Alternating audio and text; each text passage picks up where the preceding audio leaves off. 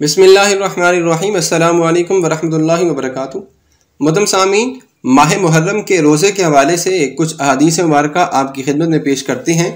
हज़रत इब्न अब्बास रज़ी अल्लाह तआला अन्हुमा से रिवायत है कि नबी अकरम सल्लल्लाहु अलैहि वसल्लम ने इरशाद फरमाया कि जिसने ज़ुल्हज के आखिरी दिन और मुहर्रम के पहले दिन रोज़ा रखा, गोया उसने गुज़श्ता साल के रोज़ों को ख़त्म किया, यानी साल भर रोज़ा रखा और आइंदा साल को भी रोज़े से शुरू किया।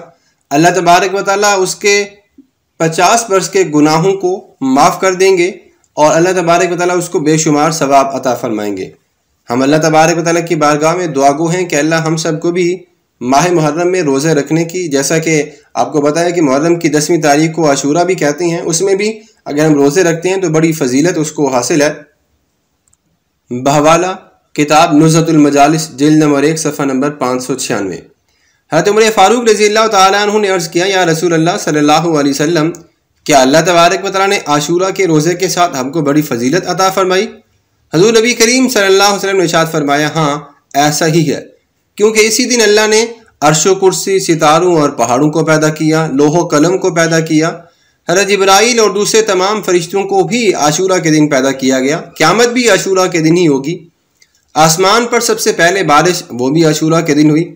जिस दिन आसमान से पहली मरतबा रहमत नाज़िल हुई वो दिन भी आशूरा का था। गुनियतुत तालिबीन। मोहतरम सामीन, हम अल्लाह तबारक तआला की बारगाह में दुआ गो हैं कि अल्लाह हम सब को भी माह मुहर्रम का एहतराम करने और इसमें रोज़े रखने की तौफीक अता फरमाए। आमीन।